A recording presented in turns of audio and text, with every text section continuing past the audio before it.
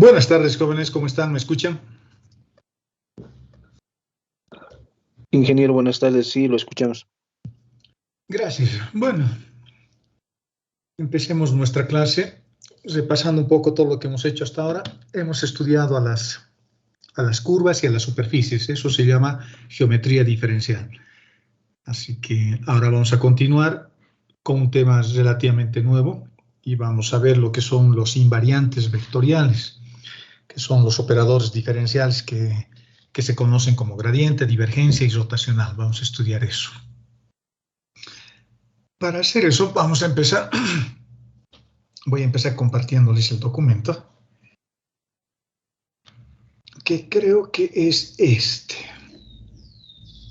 Sí, este es. Bueno.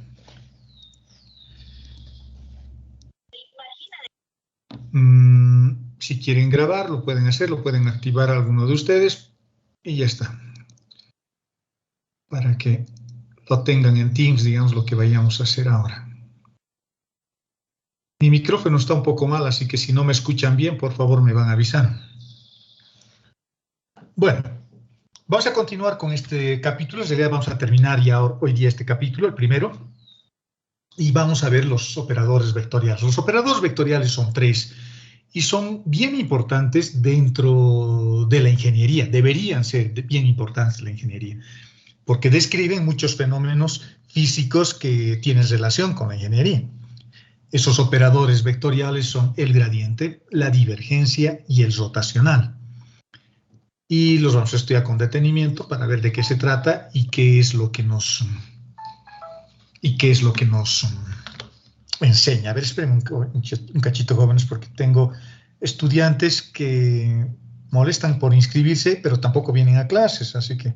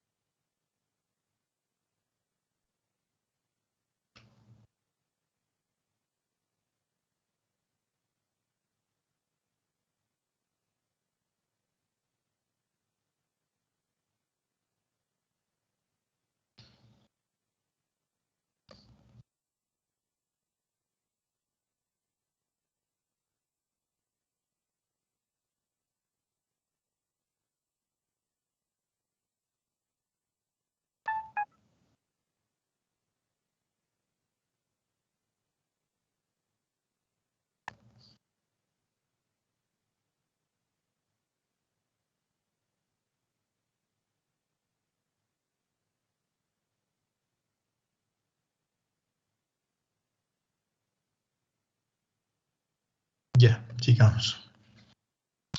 El primero que vamos a estudiar es el gradiente. Es un tema que ya se ha estudiado en cálculo 2. Vamos a abundar simplemente en algunos temas interesantes y en algunas propiedades que no se ven con mucho detenimiento en la anterior asignatura. Y el enfoque que le voy a dar es un poquito diferente. No vale la pena repetir lo que se hace en cálculo 2, ¿no? Tenemos que darle siempre un enfoque diferente y enriquecer lo que ya hemos aprendido. El gradiente, en principio, lo vamos a definir para un campo escalar de punto, es decir, para una función escalar. No es una función vectorial, no tiene dirección, no pertenece al mundo abstracto de los vectores, ni nada por el estilo. Es un escalar. Puede ser la ecuación de una esfera, de una superficie o de una hipersuperficie, pero es una función escalar. Y lo que vamos a hacer, y en principio esta función escalar la vamos a definir de esta forma. Puede ser implícita, puede ser explícita, no interesa. Luego vamos a ir viendo con un poco más de detalle ese tema más adelante. En principio solo tengo una función que depende de x, depende de y y depende de z. Eso es lo único que me está diciendo eso.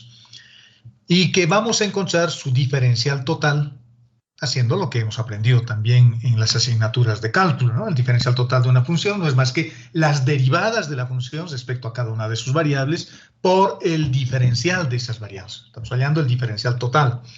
Por lo tanto, el diferencial de f,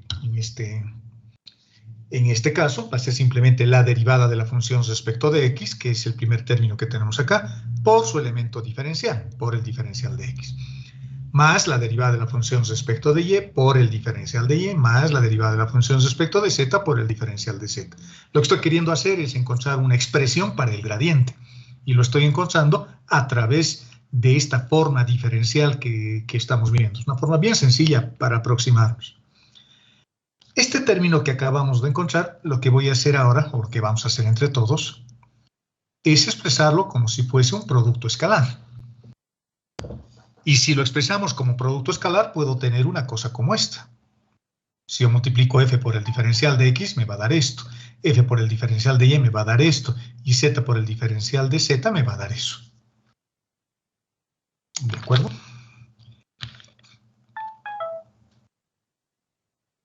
Espérenme un cachito, jóvenes.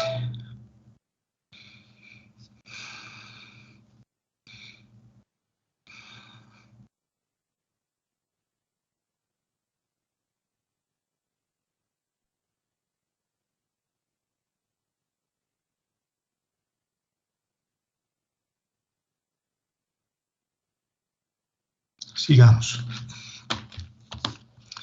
Haciendo esa separación para introducir el producto escalar de manera ventajosa, de manera que nos convenga, nos encontramos con un término, con un vector como este.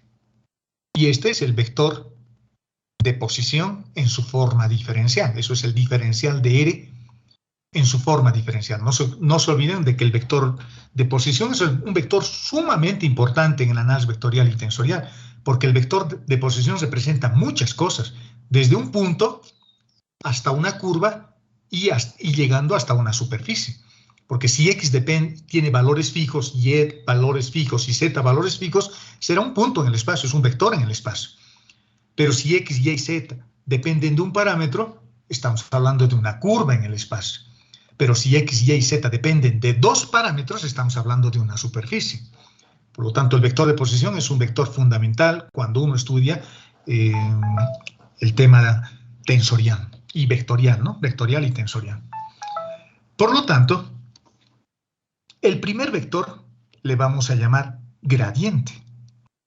Y es un vector que está formado por las derivadas parciales sucesivas de la función escalar f. Entonces yo formo un vector derivando a f respecto de x, a f respecto de y, a f respecto de z, y formo un vector. Y a eso se le llama gradiente. Y gramaticalmente, el género de la palabra es masculino, es el gradiente. ¿Por qué hago esta aclaración o este énfasis? Porque la mayoría de la gente, incluso yo alguna vez se me sale y decimos la gradiente, pero estamos hablando mal. En el lenguaje español, si queremos hablar bien, no hay relatividad, ¿no? Es masculino o femenino, digamos. Y en este caso es el gradiente.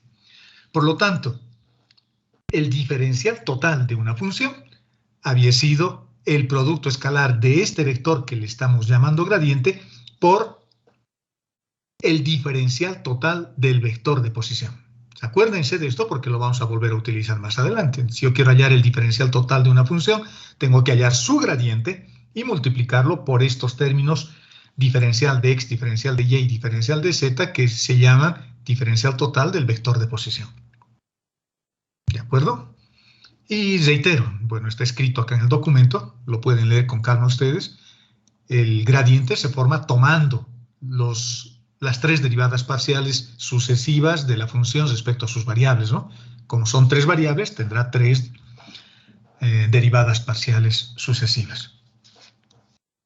Ahora, el gradiente es importante cuando yo quiero definir algunas cosas interesantes, como por ejemplo la derivada direccional de la función f respecto a una determinada dirección, por eso se llama derivada direccional. La derivada direccional, jóvenes, en general es la derivada más importante que uno hace. Y a partir de la derivada direccional se pueden desprender otros conceptos como son las derivadas parciales. Las derivadas parciales son derivadas direccionales. Por lo tanto, para tener una derivada direccional o para realizar o para ejecutar o obtener una derivada direccional, yo necesito tener la función y un vector que le dé la dirección. ¿En qué sentido voy a encontrar mi derivada? Esto viene a colación a esto, miren, para que se entienda bien. Yo tengo una superficie. Esta función en general puede representar una superficie. Entonces, vamos a representar una superficie en el espacio. Y si yo derivo, si yo quiero derivar, no puedo derivar directamente porque las derivadas únicamente existen sobre curvas. Las derivadas existen sobre las curvas y son rectas tangentes a las curvas. Eso es una derivada. ¿Se acuerdan con las funciones vectoriales que representaban curvas? Cuando yo encontraba la derivada usando el parámetro extrínseco, yo encontraba un vector tangente a la curva. Y si utilizaba el parámetro intrínseco, el parámetro S, el parámetro arco, también encontraba un vector tangente a la curva. La diferencia entre un vector y el otro es que tenían tamaños diferentes.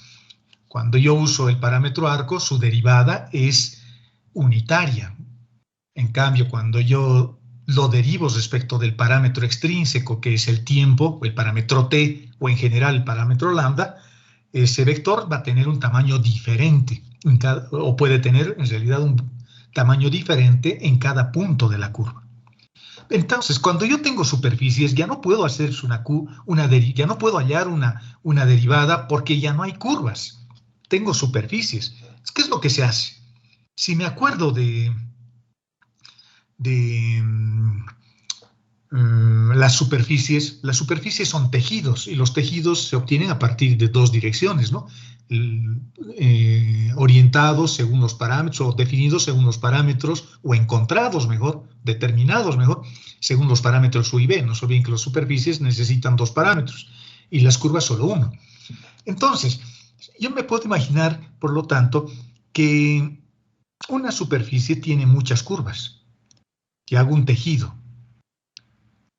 Pero estas curvas tienen direcciones o están contenidos en los planos coordenados. En el plano x igual a 0, y igual a 0 y z igual a 0 en general. Y como tengo estas curvas que están contenidos en esos planos o en planos paralelos a los planos coordenados, entonces siempre voy a poder ahora recién encontrar o definir vectores tangentes a las curvas. Por lo tanto, en dependencia de qué dirección yo voy a encontrar o en qué dirección yo quiero calcular, en esta dirección que he dibujado con color naranja o esta otra dirección, defino una derivada diferente y a esa derivada se le llama derivada direccional. Eso se ve en cálculo 2, solamente estoy reiterando un poquito eso, ¿no? O puedo intersectar esta superficie con un plano y generar otra curva sobre la superficie. Y cuando genero otra curva sobre la superficie, podré obtener, digamos, en este punto, otro vector derivada, otro vector tangente a la curva. Por eso se llaman derivadas direccionales, porque van a depender de la dirección de la curva. Van a depender de la dirección de la curva. Por lo tanto, hallar derivadas sobre una superficie no es tan fácil como hallar derivadas sobre una curva. En una curva es directo, en cambio en una superficie necesito intersectarlo con un plano para generar una curva. Y la definición de la derivada direccional, la definición formal es esta, que no dice mucho en principio, pero es una definición estricta porque es la misma que se usa para cualquier derivada. Fíjense, yo estoy diciendo sobre la superficie, tomo un parámetro delta S, un parámetro de arco, no es superficie, en este caso es arco, y hago que ese parámetro de arco tienda a 0. ¿Y cómo obtengo ese parámetro de arco? Obtenemos moviéndonos desde una posición x y z a una posición x más delta x, y más delta y, y luego haciendo que delta x, delta y delta z tiendan a 0.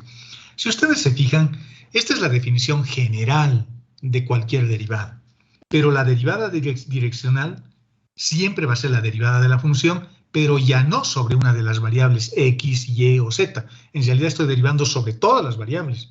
Por eso se coloca o se lo representa como derivada total respecto del arco.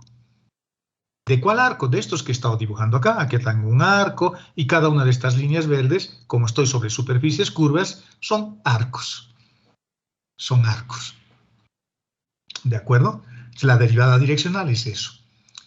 Y geométricamente, si me preguntan qué representa una derivada direccional o qué sería una derivada direccional, lo que yo podría decir es que la derivada direccional en realidad es una proyección.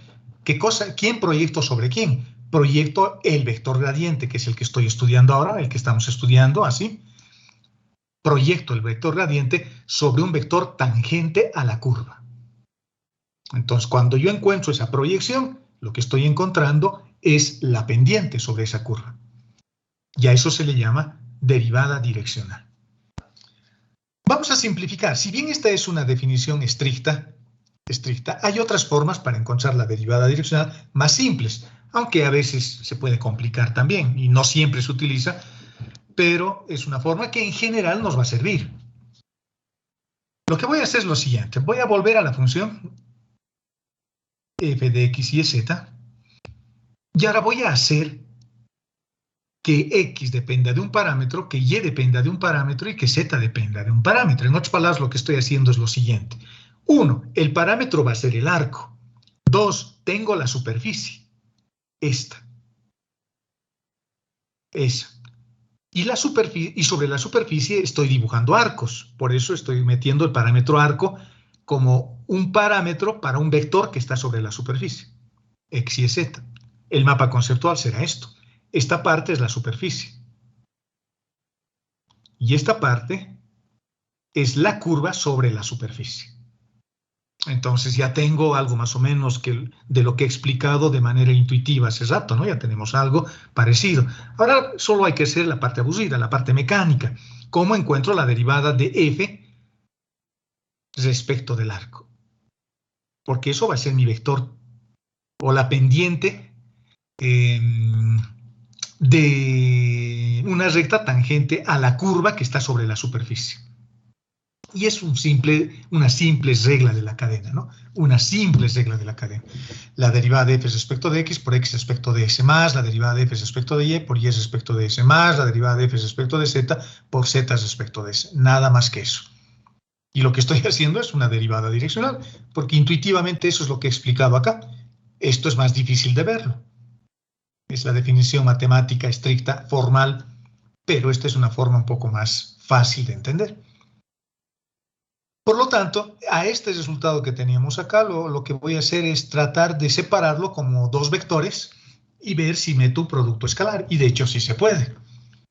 Estos términos, este y este, casualmente son las derivadas parciales sucesivas de f respecto de las tres variables. Y a eso le hemos llamado gradiente. Y el otro término que queda, o los otros términos que quedan, que se están multiplicando, que está pintado con amarillo, a ver, vamos a hacerlo un poquito más grueso, y esos tres, los voy a agrupar en otro vector. Y si me acuerdo, debería acordarme, porque si no me acuerdo estoy en problemas, para mí eso es la derivada de x, de y y de z, de un vector de posición, un vector que representa algo, y como lo estoy derivando respecto del arco, porque ese es el arco, para mí es un vector tangente unitario. Y eso es lo que dice la definición intuitiva que teníamos acá. Geométricamente corresponde a la proyección del vector gradiente, este es el vector gradiente, sobre un vector tangente a la curva. Exactamente ahí estoy viendo lo que dice esta definición geométrica de lo que es la derivada direccional. Por lo tanto, es una proyección. Bueno, en realidad, más que una proyección, es la componente de la proyección. Porque la proyección es un vector, no se olviden. Fíjense que estoy hablando cosas que se aprenden en cálculo 2, ¿no? Que se deberían aprender y que deberíamos saber. Cuando uno estudia una materia que está por encima, cuando uno ya ha roto un requisito o ha vencido un requisito, se supone que lo que ha aprendido ya lo sabe. Y por lo tanto, las cosas nuevas que le explican, le van a explicar a partir de las cosas que uno ya sabe. Por lo tanto, para mí esto es una proyección. La componente de una proyección.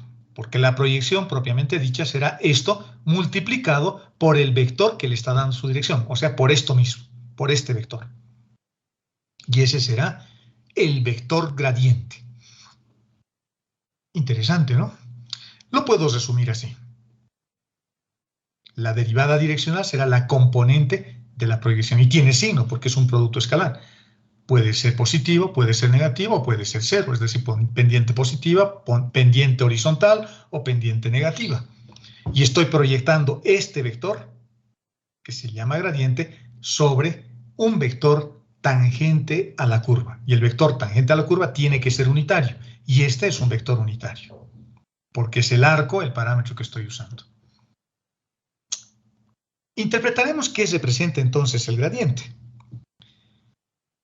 Cuando uno estudia el gradiente hay dos formas de visualizar, aunque en realidad solo es una la interpretación, pero hay dos formas que nos van a permitir entender un poquito mejor.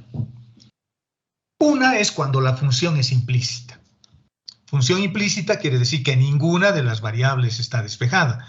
Por ejemplo, podría tener x a la y más y a la x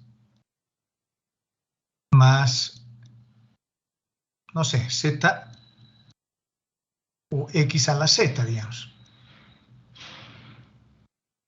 por y igual a 0 o igual a una constante cualquiera. Eso es una función implícita. Una función donde ninguna de las variables está despejada. Pero la ecuación, porque ahora es una ecuación, está igualada a una constante que puede ser cualquiera, incluido el 0. Cualquiera, incluido el 0. Para darle una interpretación única, yo podría pensar de que esto es una función. W.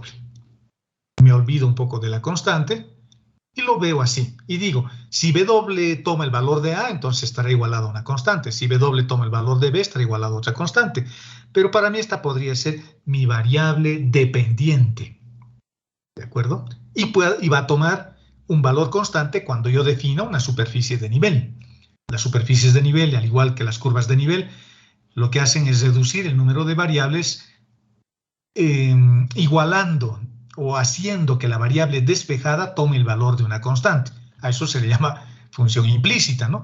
En esta función que tiene 4 variables, yo hago que W tome el valor de una constante y se vuelve implícita. Entonces estoy en esa condición. ¿De acuerdo? Estoy en esa condición. Entonces, lo que en realidad yo voy a encontrar es el gradiente de W. Pero como esta superficie no la puedo dibujar, porque necesito 4 ejes, necesito un eje para X, un eje para Y y un eje para Z, y adicionalmente un eje para W, no puedo dibujarla. Es complicada esa función. La teoría de la relatividad, jóvenes, tiene 4 variables también, y es complicado. Tiene a las variables que definen el espacio, X, Y y Z, y a la variable que define la condición temporal, a la variable tiempo. La teoría de la relatividad tiene esas 4 variables, X, Y, Z y T. Por eso se define un espacio vectorial espacio-tiempo, así se le llama. Acá estoy haciendo lo mismo, guardando las distancias y, por supuesto, haciendo una cosa más humilde nosotros, pero conceptualmente es lo mismo. Ahí tengo un espacio vectorial que le podría llamar espacial W, en vez de decir espacial temporal. Pero estoy haciendo que W sea constante, por eso lo estoy volviendo implícita a mi función. Pero en realidad estoy igual encontrando el gradiente de W. Y el gradiente de W no va a ser más que la derivada de todo esto, que es W, o le puedo llamar F o lo que ustedes quieran, W le puedo llamar, W respecto de X, W respecto de Y, W respecto de Z, o simplemente F, así, porque estoy haciendo esto, ¿no? W igual a F. ¿De acuerdo? Por lo tanto, puntos suspensivos hasta Z, ¿no? Estoy hallando el gradiente de W. Por lo tanto, si la función es implícita y yo formo el gradiente de la función, lo que estamos obteniendo es un vector normal a la superficie que obtenemos cuando W toma el valor de una constante. Que W valga 1, que W valga 2, que W valga 0, por eso es implícita nuestra función, y lo que estamos obteniendo es un vector tangente a esta superficie, dada por las variables espaciales, X, Y y Z. Podría ser, por ejemplo, una esfera, podría tener esto, ¿no? W igual a X al cuadrado más Y al cuadrado más Z al cuadrado. Más Y al cuadrado y así sucesivamente para las 3 variables. Entonces yo diría que más Z al cuadrado, que W valga 2. Tengo una esfera de radio 2 y el gradiente será un vector perpendicular a la esfera de radio 2. Luego puedo decir que W valga 4. Entonces el vector que voy a encontrar con el gradiente será un vector perpendicular a la superficie que ahora se llama esfera de radio 4. Que W valga 18, 20, 21, mi edad. la edad de ustedes, cualquier cosa, pero le estoy dando un valor constante. Por lo tanto, el vector gradiente va a ser siempre vectores perpendiculares a esa superficie. ¿De acuerdo? Y por lo tanto, si son perpendiculares a esa superficie, acá lo podré expresar así, si me acuerdo, así lo podré expresar si me acuerdo de lo que hemos hecho en la clase anterior. Les he dado como una práctica en realidad, para que ustedes lo vean. Ahora, este X y este Y no son X y Y que están acá, ¿no? Si van a ir estudiando y repasando esto, se van a dar cuenta fácilmente que en realidad esto será el parámetro U y el parámetro B, o el parámetro R y el parámetro S, pero estoy utilizando parametrización de Monge, por eso estoy teniendo la superficie F parametrizada en términos de los parámetros U y B, o como he puesto acá para confundirlos un poco, X y Y. Y el gradiente, les he pedido que demuestren esta fórmula. Y si ustedes demostraban esa fórmula, hubiesen llegado a este resultado.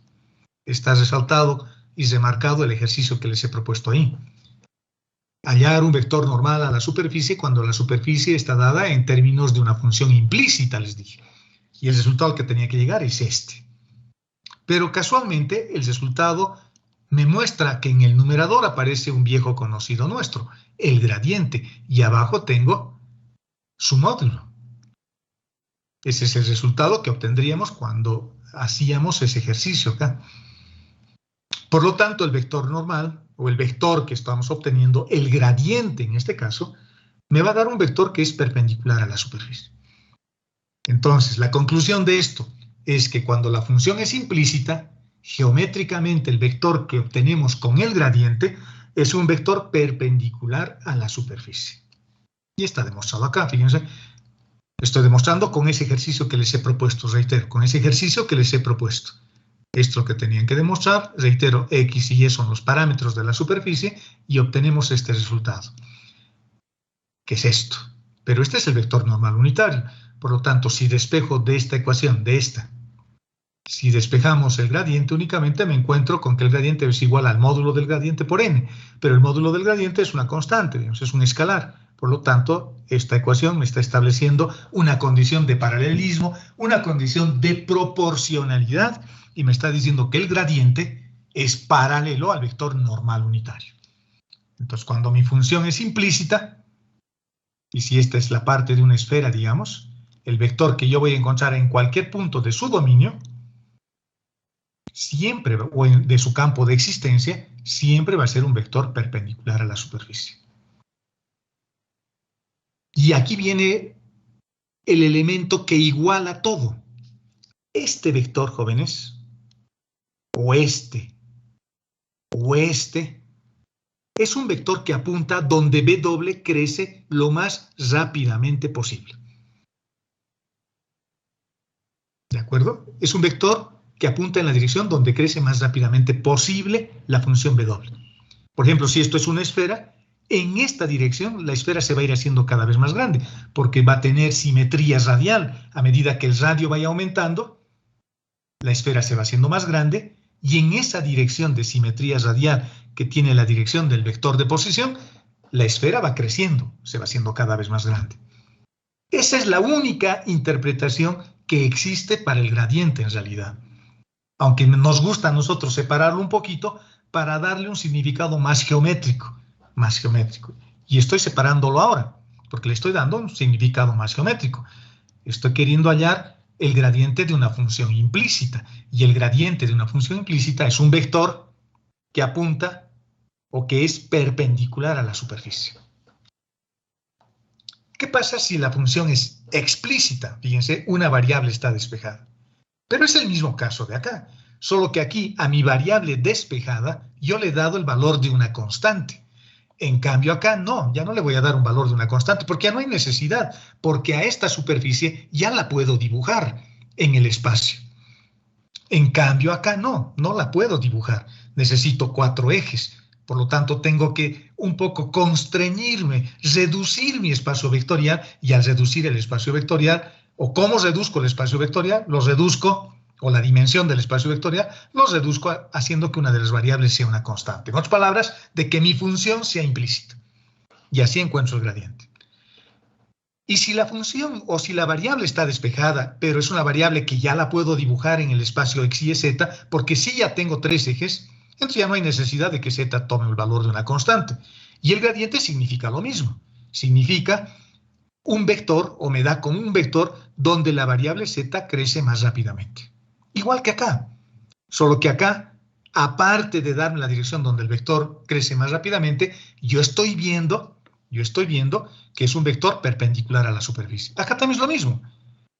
El gradiente me da un vector donde z crece más rápidamente. Crece más rápidamente.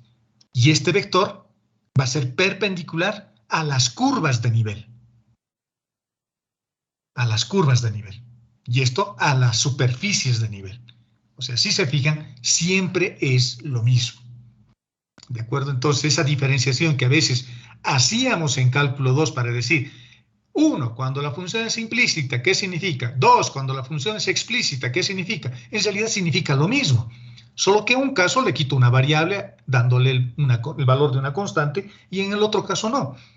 Los vectores siguen siendo vectores perpendiculares. En el primer caso, en este caso, perpendiculares a las superficies de nivel y en el segundo caso, perpendiculares a las curvas de nivel. Interesante, ¿no?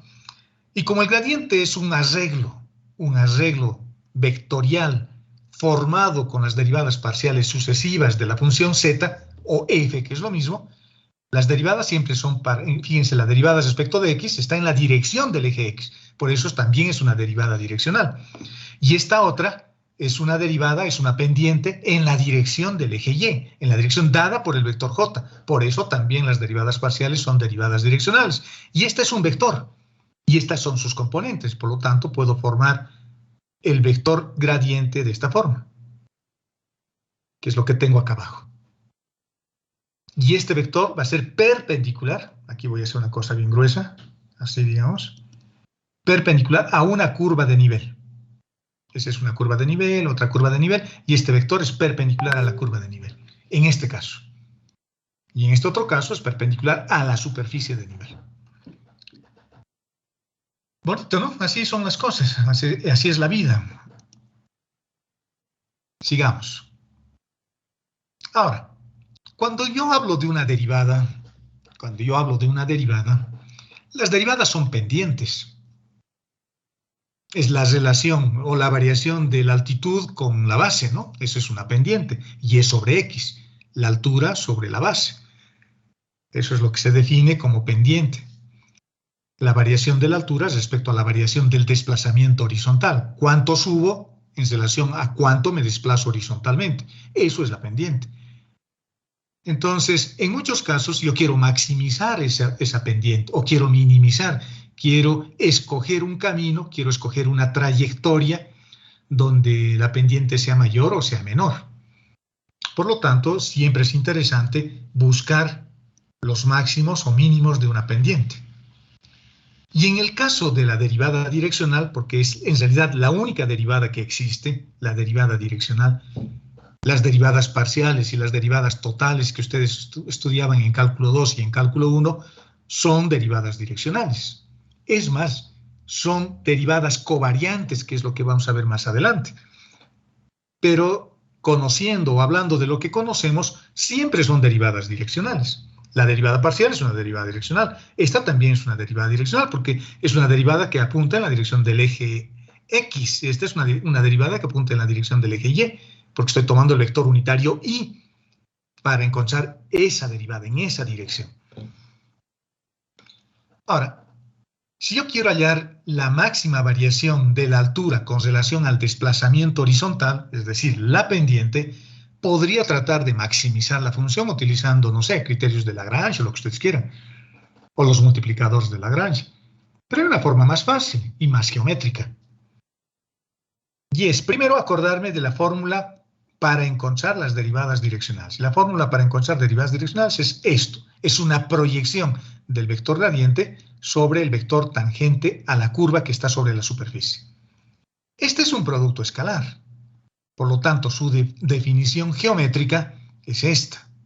El módulo del gradiente por el módulo del vector u por el coseno del ángulo que existe entre ambos vectores. Este es el vector gradiente, que lo llamamos así, el gradiente. Y lo que estoy haciendo es proyectar este vector gradiente sobre este vector U. Este es el vector U. Y cuando yo proyecto eso, vamos a hacer con azul, digamos, cuando yo proyecto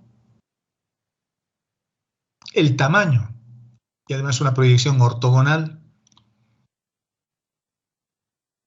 el tamaño de esta proyección, el tamaño de la sombra del vector gradiente sobre U, es la derivada direccional. Fíjense la geometría asociada a las derivadas, ¿no? Eso es lo bonito del cálculo, ¿no?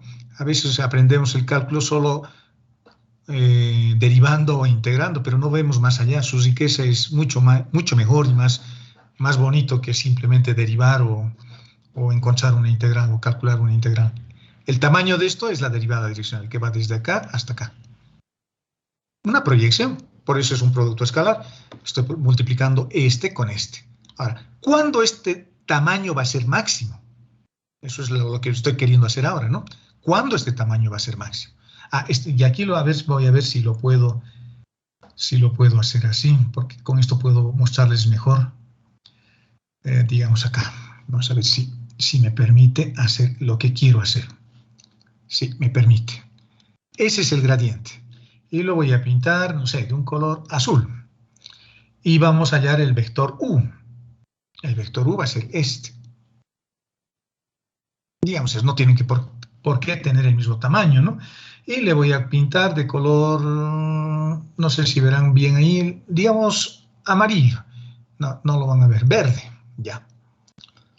Este es el vector gradiente y este es el vector U. Y cuando yo proyecto el vector gradiente sobre U, tengo la derivada direccional. Ahora, lo que estoy preguntando, y el ángulo está acá, ¿no? Entre el vector verde y el vector azul. Y yo estoy diciendo, ¿cuándo el tamaño de esa proyección va a ser máxima? Me fijo. Si el vector B es perpendicular al vector verde, si el vector azul es perpendicular al vector verde, no hay proyección, porque imagínense que acá tienen un foco. Acá tiene un foco. Voy a dibujar un foco por acá. Ahí hay un foco.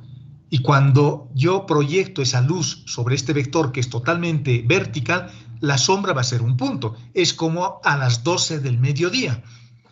No hay sombra, ¿no? A las 12 del mediodía. Ese es el momento donde no hay sombra, principalmente en la línea del Ecuador, digamos, más o menos donde nos toca vivir a nosotros también. Al mediodía no tenemos sombra. Entonces ahí la proyección es cero. Pero a medida que va avanzando la tarde, ocurre lo siguiente. Creo que ya no voy a permitir introducir mis formas. Este vector B puede estar ahora acá. Por lo tanto, su proyección sobre el vector verde ya va a ser mayor. Y a medida que avanza, digamos, el día, al final, el tamaño de la proyección va a ser el propio vector azul, porque lo estoy proyectando sobre el vector verde. Y fíjense que la sombra va a ir creciendo, imagínense, ¿no? Que hay una sombra sobre el vector B, se va haciendo más pequeño hasta que llegue en este momento donde ya no hay sombra. Pero a medida que me voy inclinando, la sombra va a ir aumentando. La sombra en ese instante va a ser esta, ¿no? Esa va a ser su sombra, sobre el vector verde. Y si me voy moviendo más, digamos, esto lo muevo un poquito más, este vector va a tener una sombra mayor. Y si me muevo más, si me voy inclinando más, su sombra va a ser mayor. El tamaño de acá a acá. El tamaño ahora que va desde, a ver, vamos a ver si tengo lo que quiero. Desde acá hasta acá ya es mayor ese tamaño. Y si sigo inclinándolo, es decir, cuando el ángulo entre el vector verde y el vector azul es cero, el tamaño de la proyección es máxima. Nada más, ese es el único análisis geométrico que tengo que hacer, tan fácil como eso. Y eso lo represento así. El vector unitario, como su nombre lo indica, es unitario. Es unitario. Por lo tanto, esto vale 1. Vale 1. Y tengo el módulo del gradiente por el coseno del ángulo. Pero acá ya hemos hecho un pequeño análisis. Y el coseno, cuando los dos vectores sean colineales, el vector gradiente y el vector u estén en la misma línea, sean paralelos, el coseno vale 1, porque es el coseno de 0, ya no hay ángulo entre los dos vectores, ya no hay ángulo entre el vector gradiente y el vector u.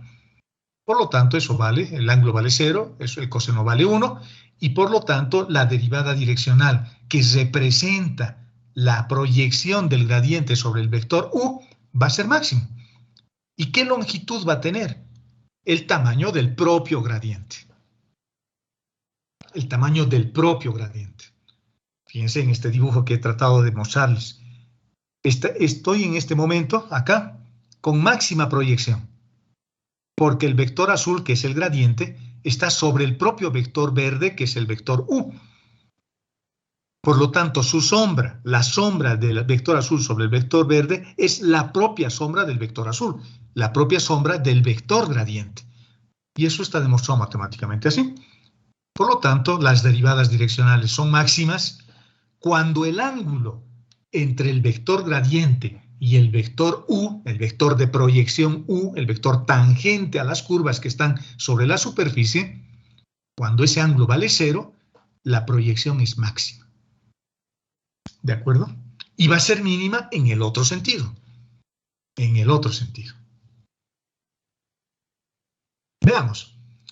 Si nos fijamos en este caso, en las funciones implícitas, en el primer caso acá que hemos analizado, cuando W lo hacemos que tome el valor de una constante, cuando W asume el valor de una constante, 2, 3, 4, lo que sea, esferas de distinto radio, por ejemplo,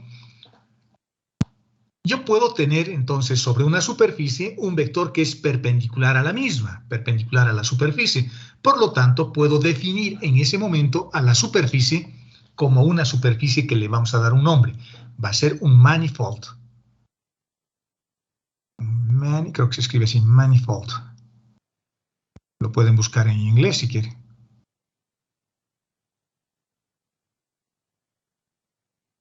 Así se llama. Y es una superficie que se llama manifold o superficie de planos tangentes. Y las superficies de plano tangentes o los manifold, como estamos definiendo acá, son bien importantes al momento de definir geometrías riemannianas. Porque en las geometrías riemannianas, al no ser planas, al ser curvas, y lo único plano que puedo tener es un plano tangente, su métrica y la forma como yo describo esas superficies tiene que ser con notación tensorial, que es lo que vamos a ver en el quinto capítulo. Tiene que ser con notación tensorial. Ya no puedo describir sobre un plano.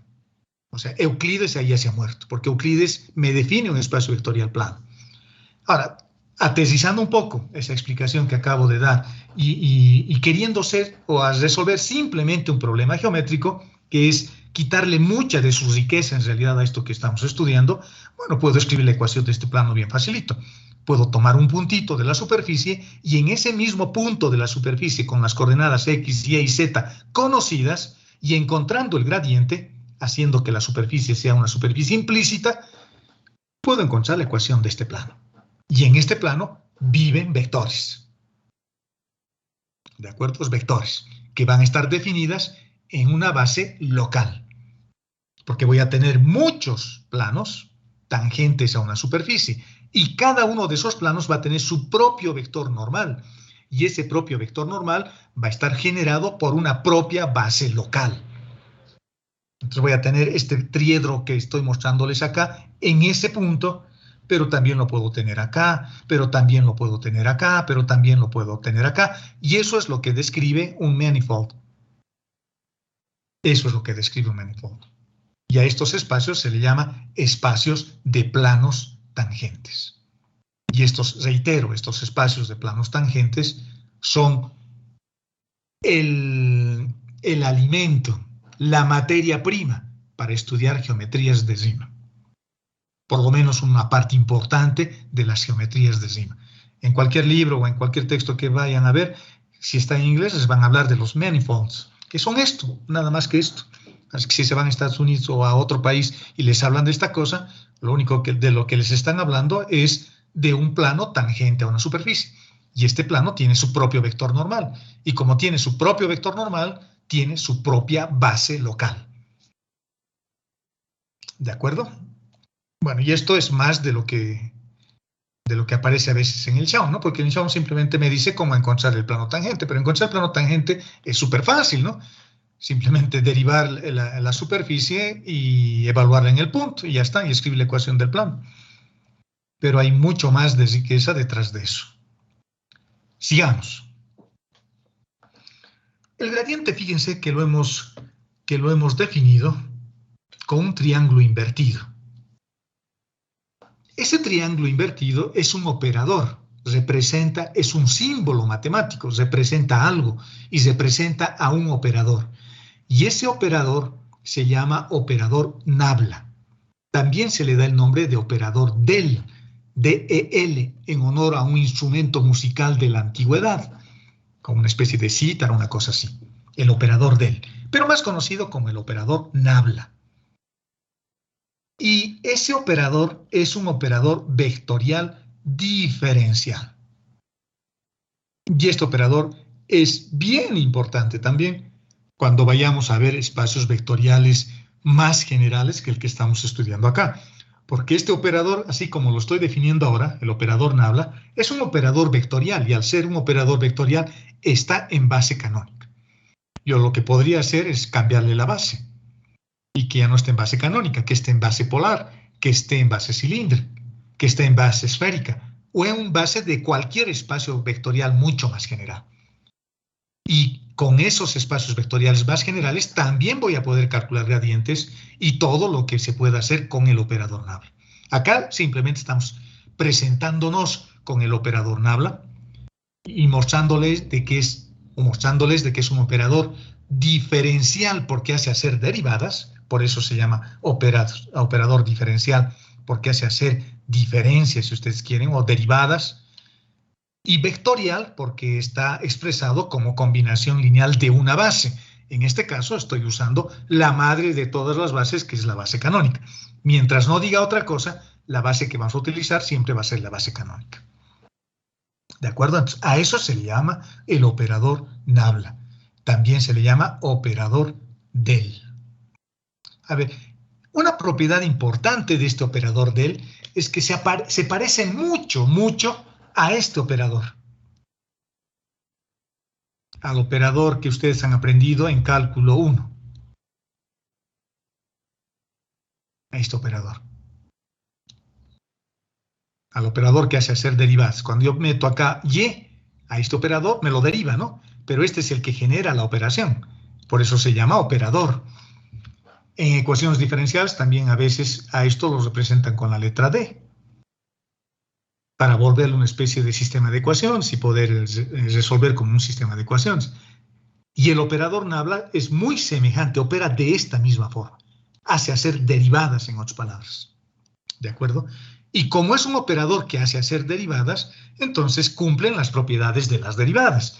Si yo tengo dos funciones escalares, u y b, y los derivo, porque esto es como si fuese derivada, el operador Nabla es como si fuese derivada, tengo la derivada del primero por el segundo sin derivar, más el primero sin derivar por la derivada del segundo. ¿De acuerdo? Por eso le estamos diciendo que es muy parecido a este operador del cálculo diferencial ordinario en el dominio real. Si tengo constantes, las constantes salen fuera del operador, igual que una derivada común y corriente. A es una constante, no depende de las variables para derivar. Si tengo una suma, se distribuye respecto de la suma. Fíjense, son propiedades muy parecidas a las transformaciones lineales que han debido ver en álgebra lineal. Y para el cociente también se cumple lo mismo. La derivada del primero por el segundo sin derivar, menos el primero sin derivar por la derivada del segundo, dividido entre el denominador elevado al cuadrado. Por supuesto, el denominador no puede ser cero, ¿no? No puede ser cero. Esas son las propiedades del operador Nabla. Y de esta parte, lo que quiero que ustedes se acuerden es esto. Porque eso nos va a servir más adelante. Que esto funciona como si fuese una derivada ordinaria. Y les voy a mostrar un ejemplo más adelante. Veamos ejemplos. Veamos algunos ejemplos. Veamos. Me están pidiendo que halle el gradiente de R. ¿Y quién es R? R es el módulo del vector de posición. ¿De acuerdo? R es el módulo del vector de posición. Vale decir, raíz cuadrada de x al cuadrado más y al cuadrado más z al cuadrado. En el espacio, por ejemplo, hasta z, ¿no? Hasta z cuadrado. Y y estará por acá, por el medio, pero que no lo voy a poner porque tardo mucho escribiendo. Me piden hallar el gradiente, es bien fácil, simplemente tengo que encontrar las derivadas parciales sucesivas de esto. Puedo hacer derivación implícita y encontrar, pero no quiero hacer yo eso porque es demasiado fácil.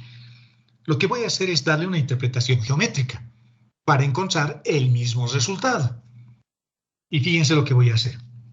Estoy tomando como elemento de partida el vector de posición, y el vector de posición es un vector como como el vector naranja que estoy remarcando acá. No sé si lo he tapado y no ven, pero lo voy a limpiar. Y ese es el vector de posición. Es un vector que apunta que siempre tiene simetría radial, no es como los rayos del sol. Cuando digo simetría radial quiere decir exactamente eso, que es como los rayos del sol. Y el vector gradiente debería ser perpendicular a la superficie. En este caso es este, el que estoy dibujando ahí. Por lo tanto, si me fijo, el vector gradiente va a ser paralelo al vector de posición. Porque ambos tienen la misma dirección. Pensando en una esfera. Porque esto se parece a una esfera. El módulo del vector de posición es la ecuación de una esfera. X al cuadrado más y al cuadrado más z al cuadrado igual al radio al cuadrado, donde R en este caso para mí representa el módulo del vector de posición, pero es la ecuación de una esfera. Por lo tanto, yo diría, mi gradiente, que es un vector que formo tomando las derivadas parciales sucesivas, va a tener que ser, que es este, pintado con azul, tiene que ser paralelo al vector de posición, que es este que está abajo, pintado con naranja. No sé si lo lograrán ver. Voy a ampliarlo un poquito. Por lo tanto, esa condición de paralelismo yo lo puedo escribir como una forma vectorial de esta forma, ¿no? Así. Yo podré decir, el gradiente va a ser paralelo al vector de posición. No va a tener el mismo tamaño, van a ser vectores con distinto tamaño y tal vez hasta con sentido contrario, pero van a ser vectores que tienen la misma dirección, van a ser vectores paralelos. Por lo tanto, estoy introduciendo mi constante de proporcionalidad. Luego me voy a acordar de esto. A ver, ¿en qué página estamos? Estamos en la página 4. Me voy a acordar de esto, de la primera definición del gradiente, de esto. La forma diferencial total de una función va a ser el gradiente de la función por el diferencial total del vector de posición. Me voy a acordar de esa formulita y la voy a usar. La vamos a usar. Ahora, mi función no se llama f, mi función se llama r, porque esa es la función cuyo gradiente quiero hallar.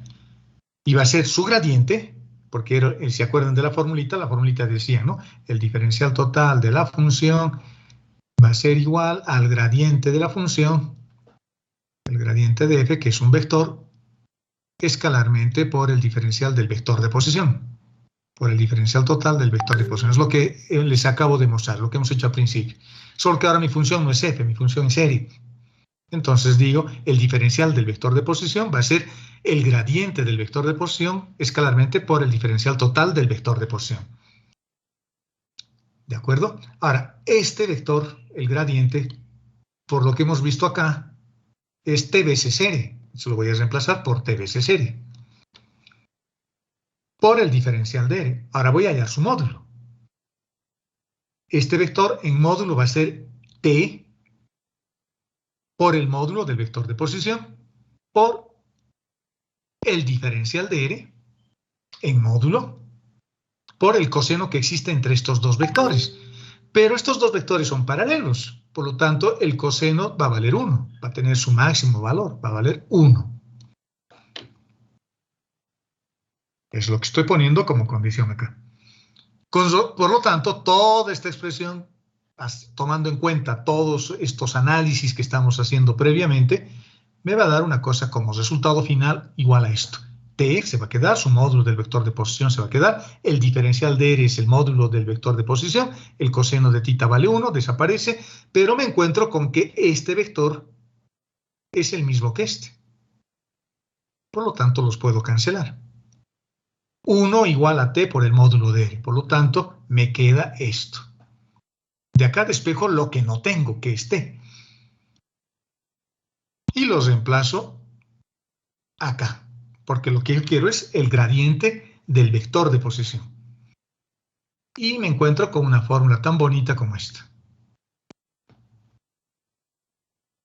Y esto es bien interesante. No es solo R sobre R. A mí me está diciendo que cuando yo encuentro el gradiente del módulo del vector de posición, cuando yo encuentro el gradiente del módulo del vector de posición, el vector resultante es un vector unitario, porque es el vector de posición dividido entre su módulo. Entonces son cosas bien interesantes que uno debería ir leyendo, ¿no? Y decir qué bonito. Esa implicación que hemos encontrado acá es bien bonito. Este es un vector unitario. Interesante. Veamos otro ejemplo, pero ya utilizando este resultado y acordándonos de esto para calcular o para resolver estos ejercicios de una manera mucho más sencilla cuando esté involucrado o cuando esté de por medio el módulo del vector de posición. Me están pidiendo que encuentre el gradiente de esto. Si no he venido a esta clase o no me interesa, digamos, lo que estamos haciendo, yo querría hacer esto. Si me preguntaran en el examen, inmediatamente haría esto. Ah, es el módulo del vector de posición. Entonces, lo que me están pidiendo en realidad es esto. Como estoy trabajando en base canónica, las variables de esa base son estas.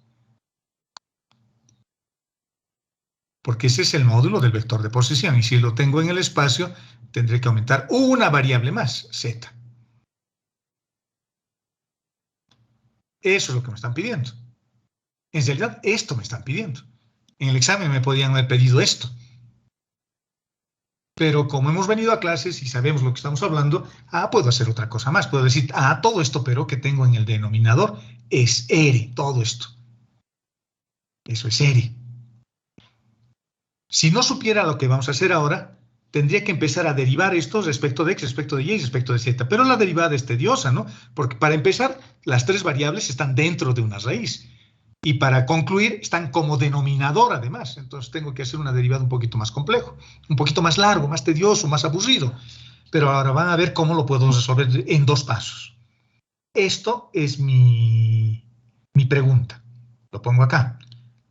Voy a hacer paso por paso, como si fuésemos así niños que recién estamos aprendiendo. Entonces esto lo voy a expresar como una función exponencial. En lugar de colocar 1 sobre r, voy a colocar r elevado a la menos 1. Pero eso es opcional, si quiero lo hacen así, y si no, no.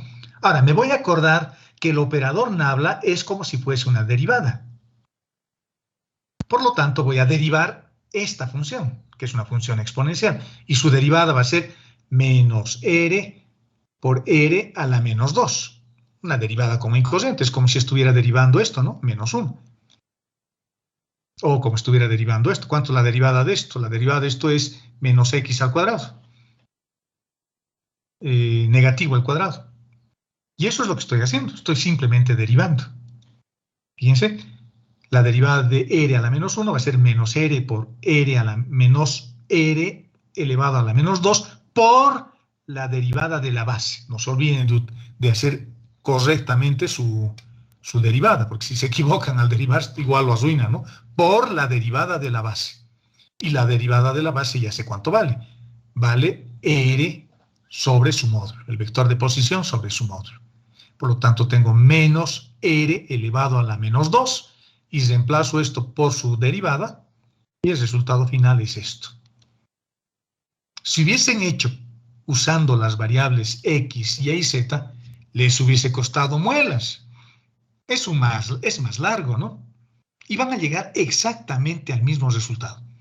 Vale decir, el resultado va a ser x, y, z sobre, es decir, el vector x, y, z sobre el módulo de r, o de x al cuadrado más y elevado al cuadrado más z al cuadrado, elevado al cubo. Eso van a obtener como resultado con un signo menos por delante. Fíjense qué facilito se hace tomando en cuenta esto y acordándonos de que el operador nabla es un operador que es similar al operador derivada del cálculo ordinario. Veamos otro ejemplo para que nos familiaricemos. Me piden hallar el gradiente de una función cuya variable es r. Yo veo eso y me asusto un poco. Digo, uy, ¿y ahora cómo hago eso? Igual que siempre. Me acuerdo lo primero que el operador nabla es una derivada y que esta es una función como si fuese f de x. Igualito, solo que no es x, ahora es r. ¿Cómo hago? Derivo la función porque el operador nabla es como derivada y mi función es f de r. Entonces derivo la derivada de f respecto de r por la derivada de la variable respecto de r o por la derivada de la variable que es el gradiente de r. Por lo tanto, el resultado es este. Vale decir 1 sobre r, la derivada de la función respecto de r, por el vector r. Interesante. Así se deriva. Ahora ya puedo empezar a hacer cualquier cosa. Cuando vea módulos del vector de posición o expresiones como x al cuadrado, más y al cuadrado y más z al cuadrado. Porque eso siempre lo puedo llevar o lo puedo asemejar como si fuese el módulo de un vector. Elevado al cuadrado, lo que sea. ¿De acuerdo? Fíjense, en esta parte hemos aprendido algo nuevo que no sabíamos en cálculo 2. Veamos el siguiente operador, la divergencia. La divergencia también tiene una aplicación bien interesante. La divergencia, jóvenes, cuantifica o mide la expansión o la compresión de un fluido. Fíjense lo importante que puede ser para la ingeniería. Cuánto se expande un fluido, cuánto se comprime un fluido, o si el fluido no se comprime, es solenoidal, como el agua, por ejemplo, como el aire, por ejemplo, que no se comprime ni se expande, pero pueden ser representados con campos vectoriales. ¿Cómo mido eso? Lo mido vectorialmente, con la divergencia. Desde el punto de vista geométrico, lo podemos ver también como la tasa de cambio de un área. Y desde el punto de vista de la física, lo que mide es el cambio en la densidad del fluido que está representado, que está modelado con un campo vectorial. Aquí ponen moviéndose de acuerdo con un campo vectorial, pero en realidad lo que quiere decir es que esa densidad de fluido, ese gas, también puede ser un gas, está modelado con un campo vectorial, con una función vectorial de variable vectorial. Todo es un vector.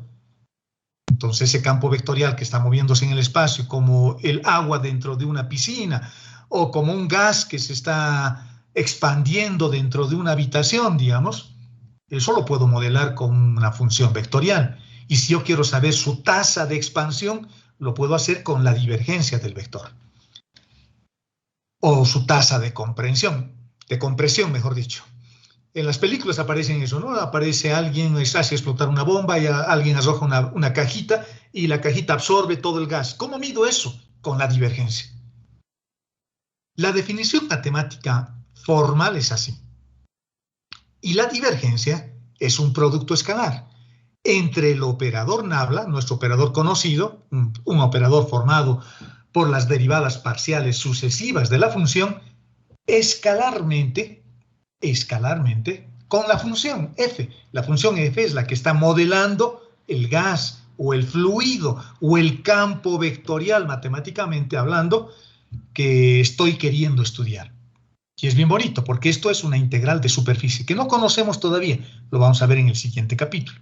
Esta es una integral de superficie y estoy calculando cómo el gas o el fluido está atravesando este campo vectorial a la superficie. Esa superficie puede ser la cara de un cubo, puede ser la parte de una esfera, puede ser un cono, puede ser cualquier superficie. Eso es lo que estoy midiendo con esta integral de superficie. Y además con un límite, porque estoy evaluándolo sobre un volumen. Porque esta superficie tiene que estar dentro de un volumen. Esta definición es bien rigurosa, pero tiene un problema. Que cada vez que yo quiera determinar ese cambio en la densidad del flujo del campo vectorial en un determinado punto, tengo que calcular la integral. Para cada punto, y si tiene infinitos puntos, estoy arruinado. Debe haber una forma más fácil. Y existe la forma más fácil, y es solo viendo esta parte de la ecuación y acordándome cómo se define un producto escalar. Fíjense, voy a suponer que mi función vectorial está dada por esta expresión. Es una función vectorial de variable vectorial. Está definido en el espacio y tiene 3 parámetros. Es más que una superficie. Esto ocupa ya un volumen. Ya ocupa un volumen. Y está en base canónica.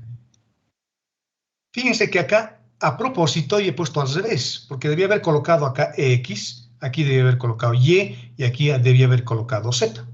Y aquí posiblemente debía haber colocado otros parámetros. Pero es lo mismo. Lo único que estoy queriendo representar es a esto, que es una función escalar, que depende de x de y y de z. Esta es una función escalar, que depende de x de y y de z. Y a esta función escalar estoy llamando w, que también depende de x de y y de z. Es decir, que mis variables para derivar van a ser x, y y z.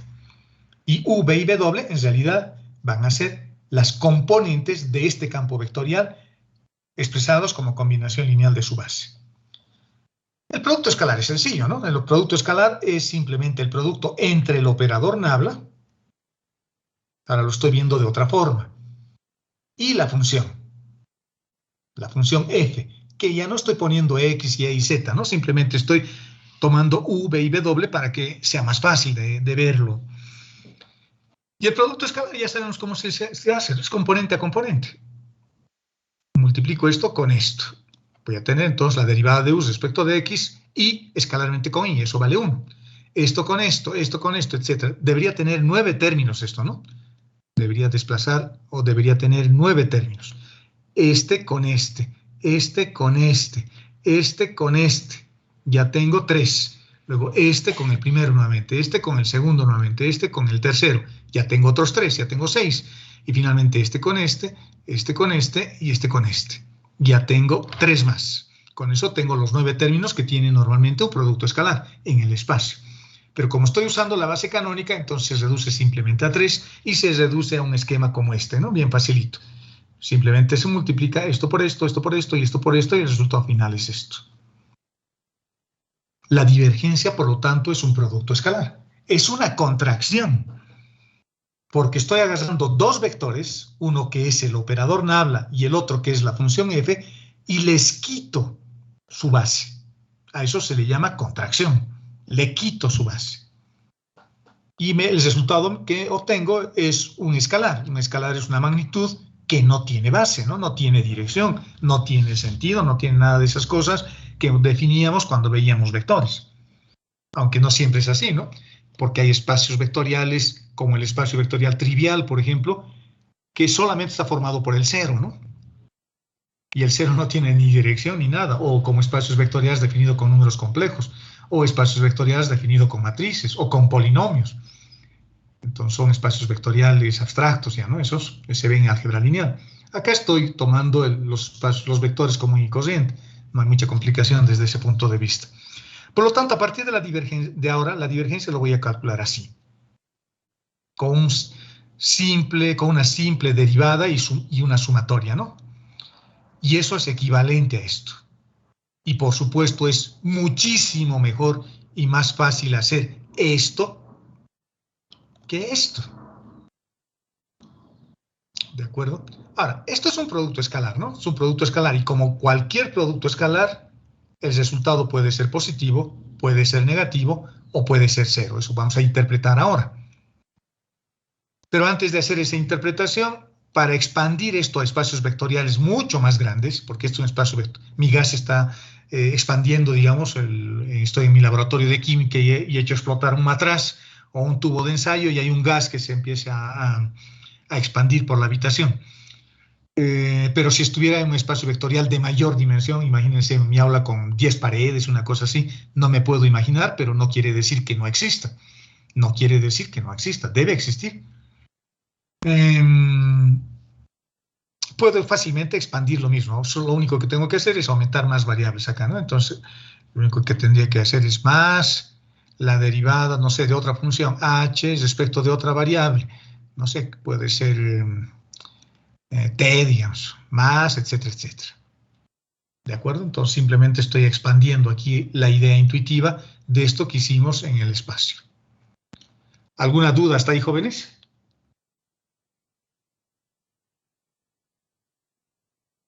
Jóvenes, ¿están durmiendo? ¿Alguna duda hasta ahí? Ninguna, ingeniero. Ya, gracias. Gracias, Will. Sigamos. Desde el punto de vista geométrico, si quiero darle una interpretación más geométrica y no meterme mucho con campos abstractos y esas cosas, porque tampoco es el objetivo, digamos, pero nunca hay que perder de vista que eso existe. El campo vectorial, si está en el plano, si está en un plano, campos vectoriales en un plano, es decir, contenidos en este manifold de dimensión 2, muchos vectorcitos por acá, y eso representa, por ejemplo, un fluido, ¿no? Es el café que he echado en mi mesa, digamos, y se empieza a mover. Y lo puedo representar con un campo vectorial. Si eso sucede y encuentro la divergencia en ese caso podría estar midiendo también la razón de expansión del área, es decir, cuánto está cubriendo, cuánto voy manchando mi mesa con el café derramado. Si yo pudiese modelar el movimiento del café que se mueve, valga la redundancia, sobre la mesa, si yo pudiese modelarlo con un campo vectorial, su divergencia me va a mostrar cómo o cuál es la razón o la tasa de expansión del área, cómo va aumentando de tamaño la mancha. Qué interesante, ¿no? Es lo que representa la divergencia. Cuando uno empieza a ver cosas reales a partir de cosas tan abstractas como esta, porque son cosas abstractas, ¿no? Si bien nos parece fácil, digamos, a nosotros porque estudiamos ingeniería, pero si le muestran esto a uno de sociales, a uno de economía o de alguna otra asignatura o de otra profesión que no ven matemáticas, se asustan, piensan que es muy abstracto, digamos. De hecho lo es, ¿de acuerdo? Pero tiene un significado real y no es tan así volando por los aires, ¿no? Veamos con el signo. La divergencia es un producto escalar entre dos vectores, entre el operador nabla y el campo vectorial. Por lo tanto, o pueden ser paralelos, o pueden ser perpendiculares, o pueden tener un ángulo mayor a 90 grados o menor a 90 grados, etcétera, etcétera. Si el producto escalar es positivo, no interesa cuánto, solo me tengo que fijar en el signo. Si el producto escalar es positivo, en el punto donde yo estoy analizando, digamos acá, en ese puntito donde yo estoy analizando, ese punto se comporta como un elemento emisor. Vale decir que ese punto es como una fuente de algo, este que tengo acá, es un punto emisor. Como está midiendo la tasa de desplazamiento del fluido, entonces cuando el signo es positivo, querría decir que a partir de este punto que he puesto a medio, pintado con verde, las líneas del campo vectorial van saliendo, es como un punto emisor. Por el contrario, si el producto escalar es negativo, ese punto ahora se vuelve un sumidero. Es como el sumidero de mi lavamanos. Todo el agua entra al sumidero. Todo el campo vectorial estaría entrándose al sumidero. Y esa es la interpretación que tengo que darle al signo del producto escalar. Fíjense, cosas tan simples como un signo positivo y un signo negativo me está dando mucha información. De eso se trata la ingeniería, ¿no? Por el contrario, si el producto escalar es cero, querría decir que mi campo vectorial F es perpendicular al vector nabla. Aunque eso es un poco más abstracto de entender, ¿no? Porque el operador nabla es un operador. No es un vector realmente, es un operador que tiene la forma de un vector. Pero le puedo dar la misma interpretación, digamos, que serían, entre comillas, perpendiculares. Pero ¿cómo interpreto eso en la realidad? Yo diría que mi campo vectorial es incompresible, es decir, ni se expande ni se contrae, siempre se mantiene igual. Eso ocurre con el aire, eso ocurre con el aire. Fíjense, el campo vectorial que he dibujado son estas flechitas todas paralelas, ¿no? Y apuntando hacia el lado derecho o izquierdo, no sé cómo lo estarán viendo ustedes, pero yo estoy viendo que esas flechitas en mi pantalla están yendo hacia el lado derecho de mi mano. Ese es un campo vectorial que representa el aire. Y este es un perfil alar, ¿no? De un avión. Entonces, cuando yo hallo la divergencia cero, estaría simulando o estaría mostrando que el fluido donde yo me estoy moviendo es un fluido que ni se comporta como un elemento emisor, ni tampoco es un sumidero. Pasa por su lado. No apunta ni se hunde en algún lugar, ni se expande a partir de un lugar. Simplemente pasa de largo. Y eso ocurre con el aire.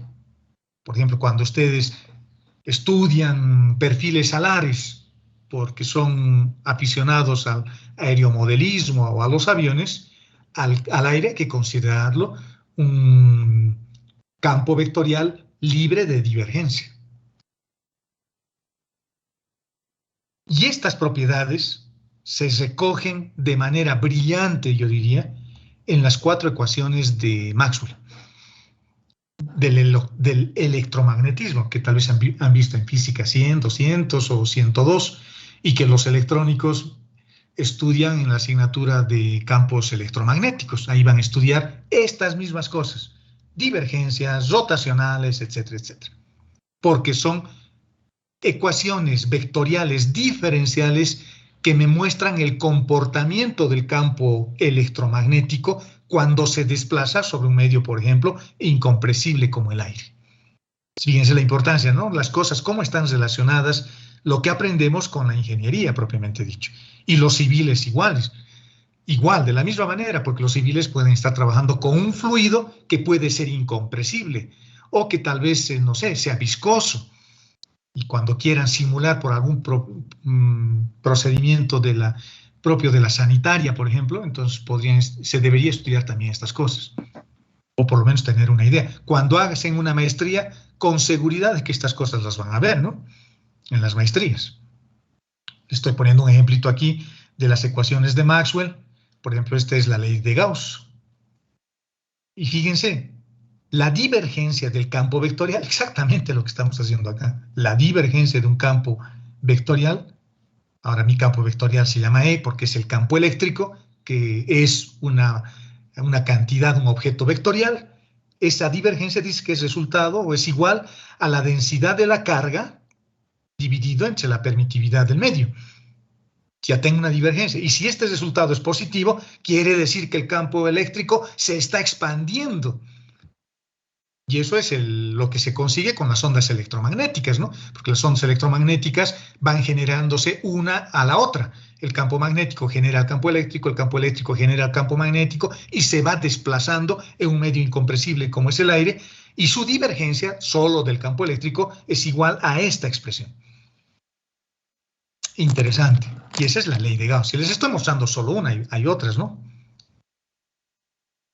Por ejemplo, acá les estoy mostrando igual una divergencia. En este punto la divergencia es positiva y en este punto la divergencia es negativa. Y esto es también un campo eléctrico y un campo magnético, digamos, que están interactuando. Un polo positivo y un polo negativo. El campo eléctrico sale del polo positivo y se entra en el polo negativo, digamos, una cosa así. Eso es lo que estoy queriendo mostrar acá. Entonces acá su divergencia será positiva y acá su divergencia será negativa. Y en esta región la divergencia no es ni positiva ni negativa, posiblemente sea cero. Es como las líneas ahí que he dibujado del aire, ¿no? Porque acá el campo magnético ni absorbe en esta región, ni absorbe ni emite.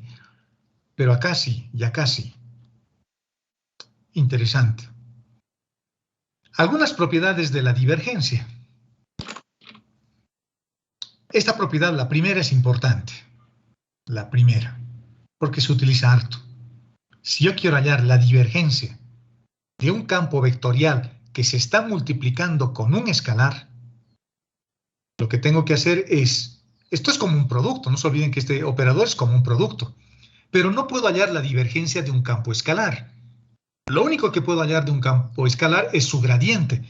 Por lo tanto, digo, el gradiente del primero que sería como la derivada del primero, por el segundo sin derivar. Pero este por tiene que ser producto escalar, porque este producto escalar no se puede perder. Producto escalar, porque ahora ya tengo un vector en producto escalar con otro. Más el primero sin derivar por la derivada del segundo, pero la derivada del segundo ahora se llama divergencia. La divergencia es distributivo respecto de la suma. ¿Cuánto vale la divergencia de un gradiente? La divergencia de un gradiente es una ecuación diferencial fundamental que se llama el laplaciano. Y si el laplaciano vale 0, se dice que la función escalar phi es armónica, ¿no? Eso es un problemita de cálculo 2. Nos pedían transformar el laplaciano a coordenadas esféricas, a coordenadas cilíndricas, cuando se veía la parte de derivadas parciales y ese capítulo que se evalúa en el segundo parcial. Aquí lo estoy volviendo a ver. Y a esa operación, en realidad, ese laplaciano, esa ecuación diferencial que teníamos ahí, en realidad no había sido más que la divergencia de un gradiente. Y si esa divergencia de un gradiente vale 0, entonces la función escalar phi es armónica. El otro operador diferencial importante, el otro operador vectorial importante, el rotacional. El rotacional de un campo vectorial, jóvenes, también se le llama la vorticidad del campo vectorial. Y lo que mide, lo que cuantifica la vorticidad, es la rotación en el movimiento del fluido. Ahora mido la rotación. Ya no mido si el campo vectorial se expande o no. Ya no mido si el campo vectorial es un emisor o es un sumidero. Lo que estoy midiendo ahora es si ese campo vectorial está girando, está rotando. Y eso se lo mide con el rotacional. Bueno, como es un rotacional, esto se define con un producto vectorial. Con un producto vectorial. Pero el producto vectorial tiene algunos problemas. Y uno de los principales problemas que tiene el campo vectorial es que cuando yo genero un vector a partir del producto vectorial, ese vector es un pseudo vector. Porque el producto vectorial no me da como resultado un único vector, me da dos vectores como resultado. Por eso, como me da dos resultados, es como si yo me mirara en el espejo y vería dos imágenes. Tengo que escoger una de ellas y se escoge utilizando las reglas de la mano derecha. Es decir, que tienen que estar en un sentido de giro derecho, de rosca derecha, ¿no? Y como este producto depende de la orientación, lo que genero es un pseudo vector. La orientación, también a la orientación, es decir, a la regla de la mano derecha, se le llama también quiralidad. ¿De acuerdo? El producto vectorial en base canónica, porque siempre estamos estudiando la base canónica, es una cosa como esta, ¿no? Esto vectorialmente con las componentes del vector f. ¿Cómo se hace esto? Fácil. Anulo la primera fila, que sería esta, y hago esto por esto menos esto por esto. Ya tengo la primera componente. Luego, agarro la segunda fila y lo anulo. No aparece esa segunda fila. Es como si hiciera esto. Anulo esta segunda fila y hago la derivada de w respecto de x menos la derivada de u respecto de z, pero le tengo que cambiar el signo. Por lo tanto, va a ser la derivada de u respecto de z menos la derivada de w respecto de x. Lo mismo. Y para la tercera fila, exactamente lo mismo. Anulo estos dos y digo la derivada de b respecto de x menos la derivada de u respecto de y. Ese es el vector resultante. Y fíjense, es un vector. Y el módulo de este vector es la velocidad de rotación. O la cuantificación, el valor de la rotación. La velocidad angular, ¿no? Bueno, este es el resultado expresado como una matriz columna y este es el resultado, las mismas componentes en la dirección de y, en la dirección de j y en la dirección de k, son las mismas componentes, pero ahora el vector expresado como una combinación lineal de la base canónica, porque todo lo que estamos haciendo está en base canónica. También lo puedo expresar como una transformación lineal al producto vectorial. Fíjense, esta es la matriz de transformación y estoy transformando este vector. Y la matriz de transformación se encuentra con las componentes del operador nabla.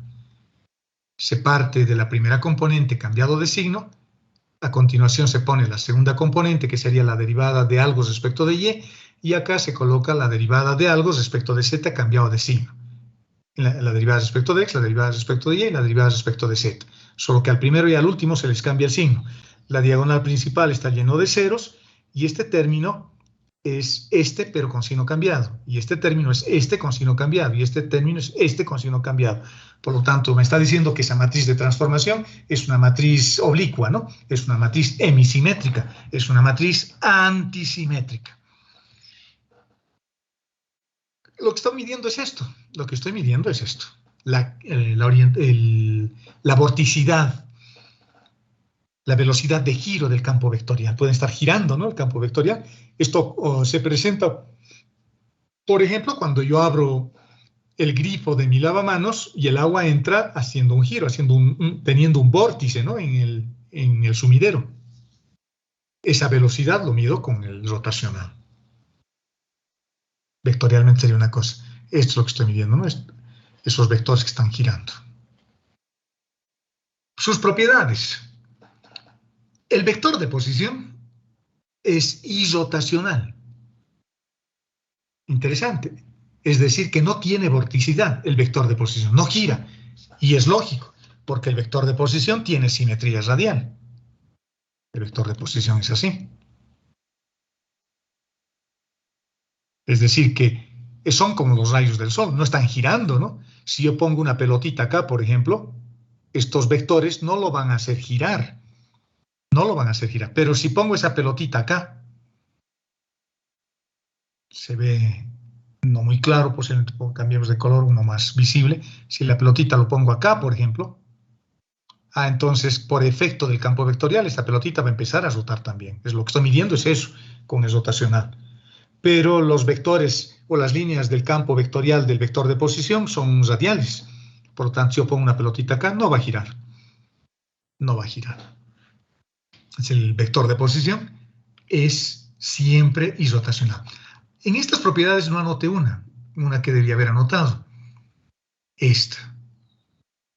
El rotacional o la divergencia del vector de posición, cuando el vector de posición está en el espacio, el resultado siempre es 3. Por lo tanto, el vector de posición es comparable a un fluido cuya tasa es 3 veces. Se mueve a esa velocidad por unidad de tiempo. O ese volumen, mejor dicho. Estoy desplazando 3 metros cúbicos por segundo, digamos, una cosa así. Estoy desplazando ese volumen de gas. ¿De acuerdo? Entonces el vector de posición siempre se expande. El vector de posición es como si saliera de un punto emisor, pero es irrotacional. El siguiente es parecido al anterior. Esto es como un producto. El operador Navier es como un producto y aquí tengo un producto vectorial. Sería la derivada del primero. Este producto es como si este operador es como si fuese una derivada, ¿no? Pero usando la regla del producto. La derivada del primero. Pero no puedo hallar el rotacional de un campo escalar, así que lo único que puedo hacer es hallar su divergencia. Por, en producto vectorial, el campo vectorial F sin hacerle nada, más el primero sin hacerle nada, por la el rotacional del campo vectorial. ¿De acuerdo? El inciso C. El inciso C ya lo hemos utilizado incluso en cálculo 2, porque lo que me está diciendo es que el gradiente siempre es irrotacional, igual que el vector nulo. El gradiente, porque esto es el gradiente, ¿no? No se olviden, eso es el gradiente. El gradiente es el vector nulo. Cachito, jóvenes.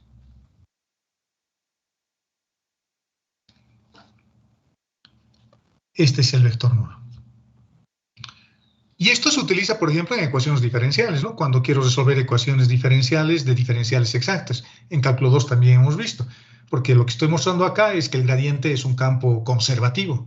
Es irrotacional. Los campos conservativos son irrotacionales.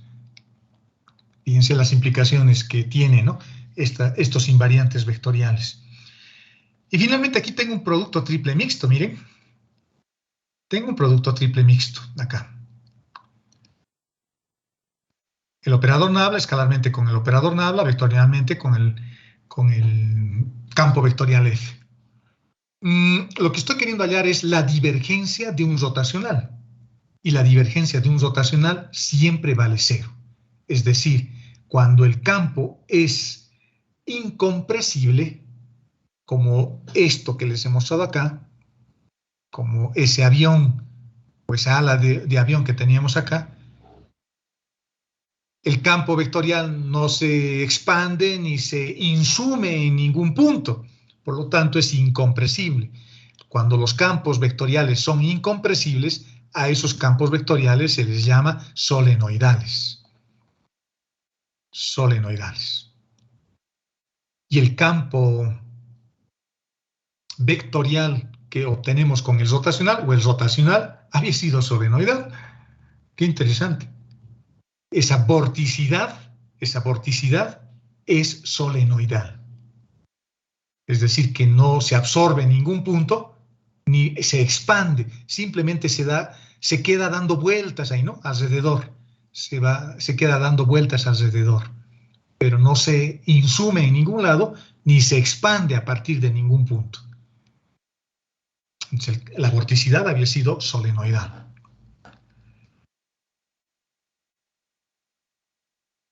Esta nota es importante porque la vamos a recordar cuando empecemos a ver coordenadas curvilíneas y tensores en el capítulo 4 y en el capítulo 5.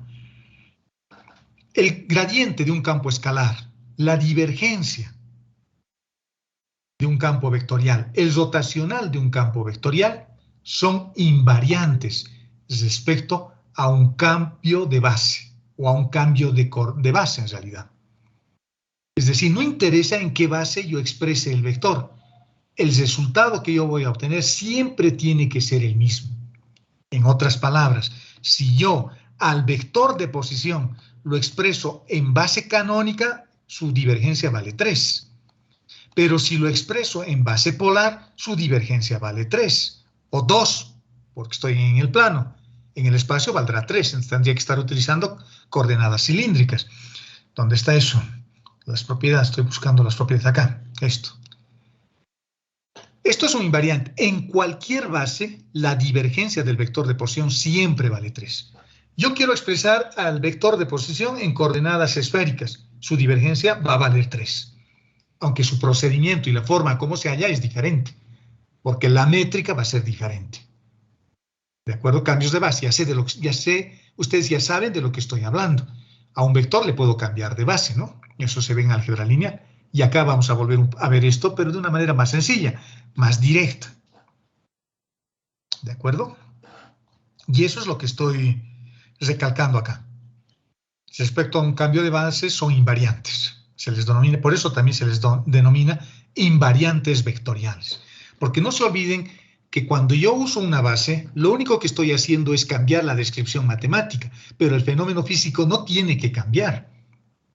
Si yo abro el sumidero de mi lavamanos y mi lavamanos estaba con agua y el agua empieza a insumirse en el sumidero, eso no va a cambiar.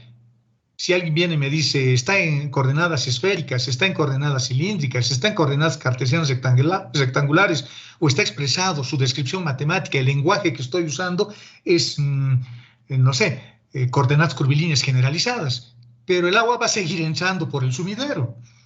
Eso no cambia. Es igual que los idiomas. Las bases son como los idiomas. Cuando yo digo te quiero en español, es un sentimiento que expresa algo que yo siento por alguien, por mi hijo, por mi familia, ¿no? O por mi hija, una cosa así, por mis papás. Y si lo digo en inglés, I love you, es exactamente lo mismo. No porque le he dicho en inglés ha cambiado el sentimiento. A eso se llama invariante. Y si lo digo en alemán, ich liebe dich, por ejemplo, ich liebe dich, representa exactamente lo mismo, es el mismo sentimiento. ¿Qué es lo que ha cambiado? El idioma. Por lo tanto, cuando yo le cambio de base a un vector, le estoy cambiando el idioma, pero el significado sigue siendo el mismo. A eso se le llama invariante.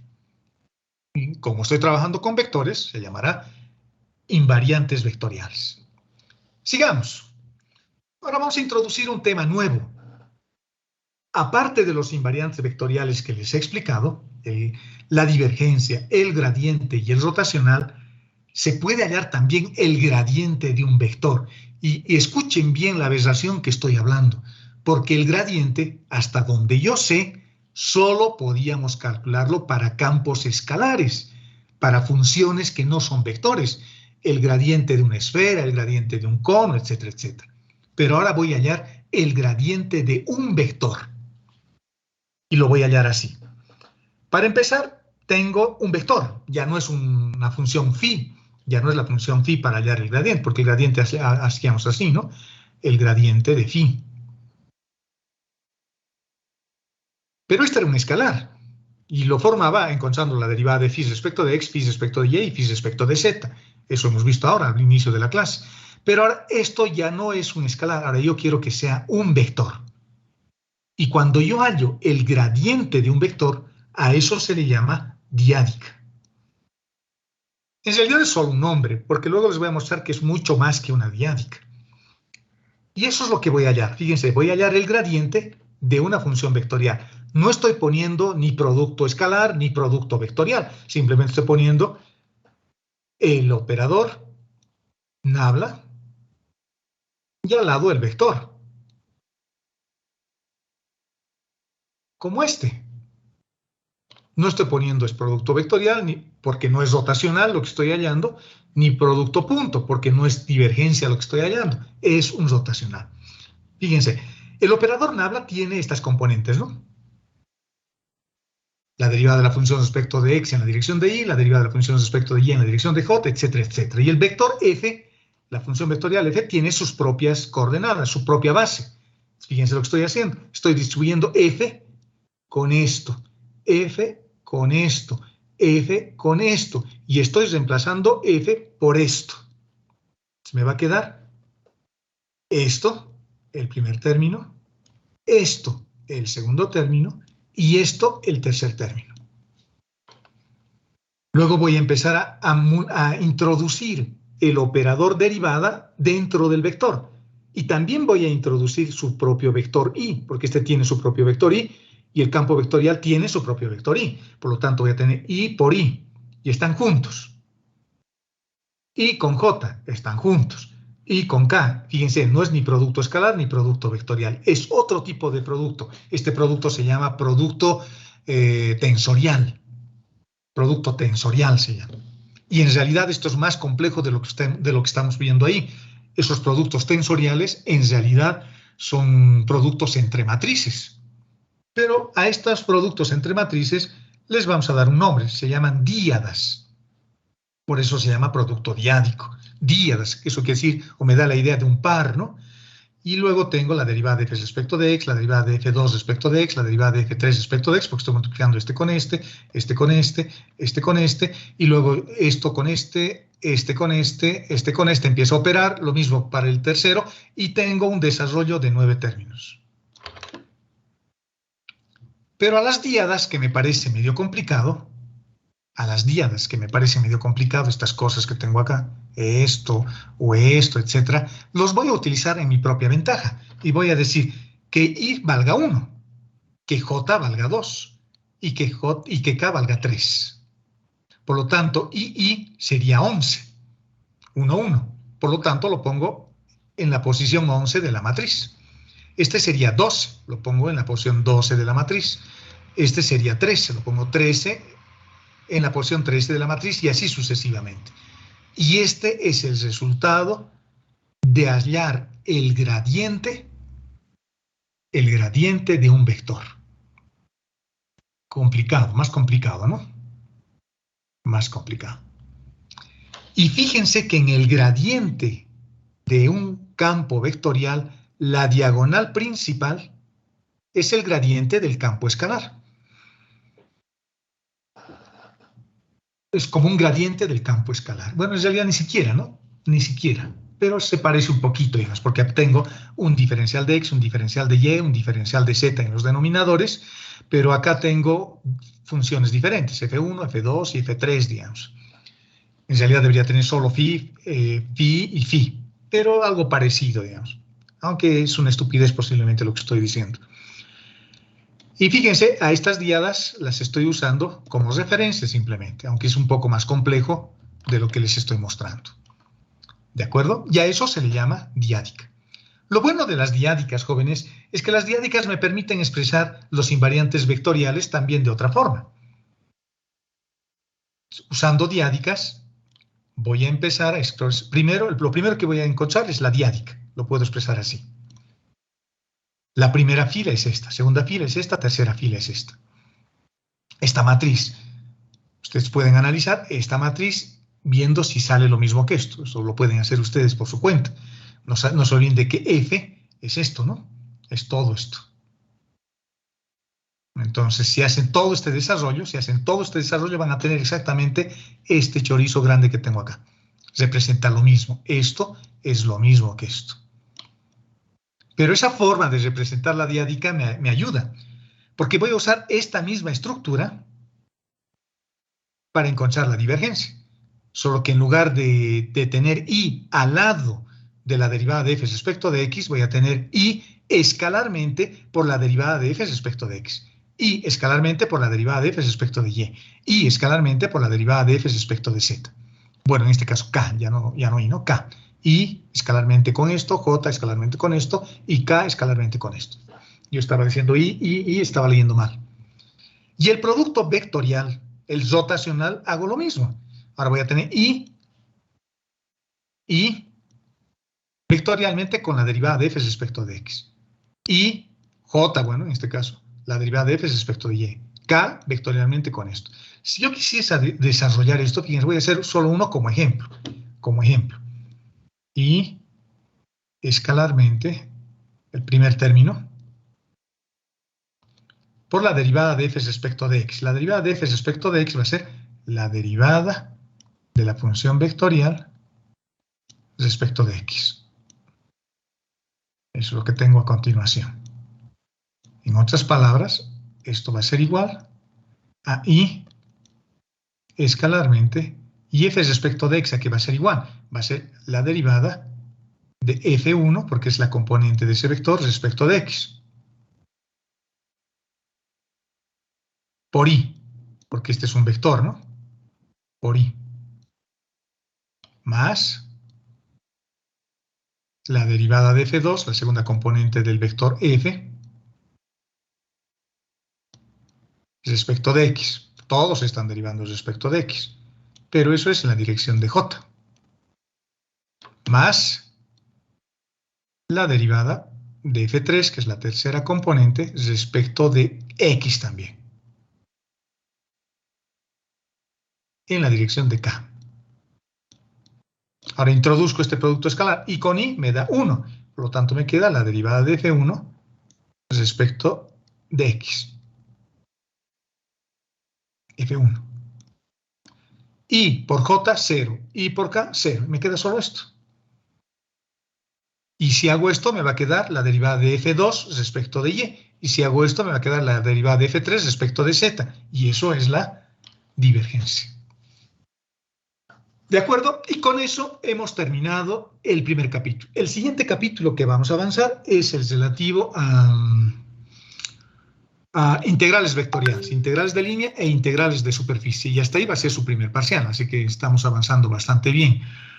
La siguiente clase voy a planificar un poquito bien. Es muy probable que el viernes hagamos solo una clase de ejercicios de esta parte, para que nos familiaricemos. Pero las clases de ejercicios, jóvenes, son útiles, son buenas si estudio antes. Si no estudio, no sirve para nada, es perder el tiempo, porque van a salir con más dudas que otra cosa. En cambio, si vienen estudiantes, si se acuerdan cómo se define una diádica, si se acuerdan cómo se define el rotacional o lo que representa, y si se acuerdan qué es el parámetro arco, y si saben qué es el parámetro T, etcétera, etcétera, va a ser más útil, porque van a aplicar lo que saben y van a parecerles fáciles los ejercicios. Pero si no han estudiado todavía, o no están estudiando todavía, o no les interesa, digamos, estudiar, o no tienen todavía la motivación de hacerlo, les va a parecer difícil. Es que mi consejo sano es de que estudien para el día viernes, porque el día viernes vamos a hacer una clase de ejercicios de estas cosas que hemos hecho ahora, porque ahora solo es basado a teoría, ¿no? La teoría es fundamental. Yo no soy como los otros docentes, a veces los docentes en general, cuando yo empezaba también, hacía solo ejercicios, pero ahora hago más teoría, porque al final a nadie le interesa resolver la integral más difícil, si voy a ser ingeniero. Lo que a mí me va a interesar es resolver un problema real y la integral me lo va a calcular mi máquina de calcular o una aplicación, si ya me tengo que pelear con eso. A no ser que esté concursando en un campeonato mundial de resolver integrales y esas cosas, ¿no? Pero como ese no es el objetivo, entonces hay que aplicarse más en el concepto, en el lenguaje. Aprenderemos a hablar bien este lenguaje. ¿De acuerdo? Y luego lo demás vendrá por añadidura. Bueno, si no tienen ningún comentario, jóvenes, o algo que quieran que aclare de lo que hemos visto, quedaríamos ahí hasta hoy. ¿De acuerdo? Hasta ahí hemos visto esto y el viernes hacemos una clase de ejercicios. La siguiente semana, el martes creo que es feriado por carnavales, pero el viernes posiblemente sí pasemos clases porque ya no es feriado. Por más de que sea de chaya o lo que sea, vamos a pasar clases. Y solo los días feriados vamos a parar, ¿no? Solo los días feriados. Entonces, vamos a empezar el nuevo capítulo que es de integrales vectoriales. Y vamos a tener unas 4 o 3 clases para ese capítulo. Así que les sugiero de que se vengan con ganas también. Bueno, ahí quedamos, jóvenes. Hasta el día viernes.